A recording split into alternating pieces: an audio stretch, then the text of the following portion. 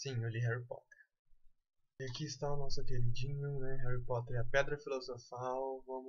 Eu vou tentar falar um pouco mais alto, né? Porque o último vídeo ficou muito baixo, então vamos lá.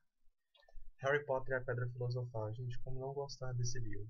Para quem não sabe nada de literatura, Harry Potter e a Pedra Filosofal é o primeiro livro da J.K. Rowling. A primeira publicação de Harry Potter e a Pedra Filosofal foi feita em 1997 pela Bloomsbury Publishing, né? E em 2000 virou filme, que todo mundo acompanhou, os 7 filmes, que posteriormente foram 8. E vamos falar um pouquinho mais aí sobre a história de Harry Potter.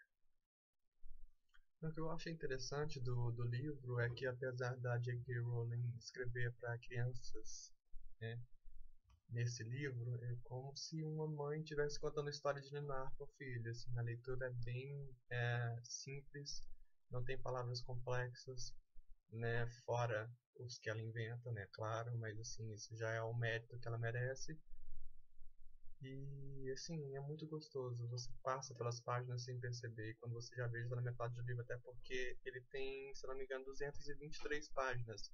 No Scooby, ele tá com 270 páginas. Eu não sei se isso é algum erro de edição, se tá faltando algum capítulo. Mas acho que não tá faltando nenhum capítulo, porque eu consegui acompanhar tudo. Então, gente, valeu muito a pena, viu? O livro é muito bom, apesar da letra miúda dele. Você consegue.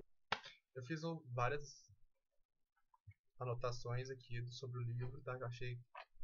E a primeira, tá escrito aqui, achei até engraçado. Harry aposta demais. Teria perdido sua vassoura, que havia acabado de ganhar, e teria perdido 12 pedras filosofais por uma dedução errada, na página 179. Né? Acho que foram 2 vezes que a J.K. Rowling narra como Harry apostaria sua vassoura. Mas não, ele perdeu. Então, é isso. Bem, a história, quem não conhece Harry Potter hoje é quem tem preconceito, né, realmente, porque assim, é uma história muito boa, é uma história muito complexa, eu acho que é um clássico moderno, né, e assim, para quem não conhece, vamos lá. É a história de um menino, né, sem poderes, até então sem poderes mágicos, que recebe uma carta de Hogwarts, que é uma escola de magia.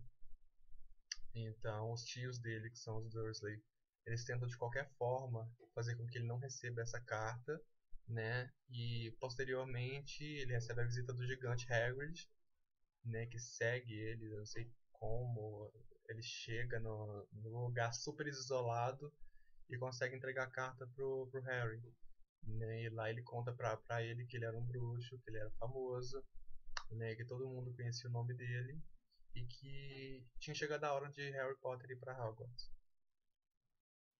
Conforme a história vai se desenvolvendo, né, o Harry vai descobrindo fatos que ele até então não sabia, né, porque até então os Dursley disseram a ele que os pais dele morreram num acidente de carro, que não é bem verdade. Né. Os pais do Harry foram assassinados pelo Voldemort, né, 10 anos atrás, né, quando ele tinha 1 ano de idade, e foi quando o Harry ganhou a cicatriz. Ele sim, um garotinho de 1 ano sobreviveu a uma Avada-Kedavra do bruxo mais poderoso de todos os tempos. Não é o bruxo mais poderoso de todos os tempos, mas assim, né? Dá o crédito que ele merece. E sobreviveu. Tanto é que esse título, Menino que Sobreviveu, é o do primeiro capítulo. Vamos falar um pouquinho mais sobre os personagens. Bem, lendo o livro, né, eu acredito que eu tive uma afeição diferente pelo Ronnie Weasley, porque ele é muito engraçado, vocês não fazem ideia. E nos livros você acha só que ele é um babacão. Eu gostei bastante. Ele, o Neville, a Hermione Granger e a Draco Malfoy, né? São os personagens aí que fazem os principais acontecimentos. Harry entra pro time de quadribol, né? Como apanhador, porque se não me engano não tinha ninguém para ocupar o lugar dele. E o Olivia Wood achou o máximo, né? Tipo, completou o nosso time. Harry tinha que dividir aí os estudos, né, com os treinos de quadribol. Lembrando que ele não sabia o que era quadribol, né? Lembrando que ele não sabia que era bruxo. Então, assim, tudo pra ele era novo, né?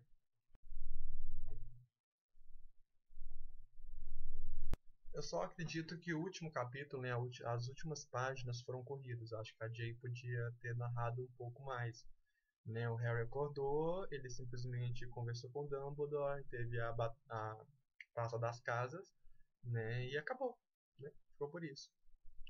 Acho que podia ter sido um pouco mais bem narrado. Mas, assim, o capítulo anterior, que é o Alçapão, eu achei que foi. Ele meio que supriu toda essa falta que teve no último capítulo, né? Porque, assim, teve muita criação. Acho que a J arrasou bastante. Ela criou muita coisa, né? Desde o do Viso do Diabo, né? O jogo de xadrez. Acho que foi a parte que eu achei interessante também, que não tem no filme, que é a parte das poções, que a Hermione faz a dedução da charada, né?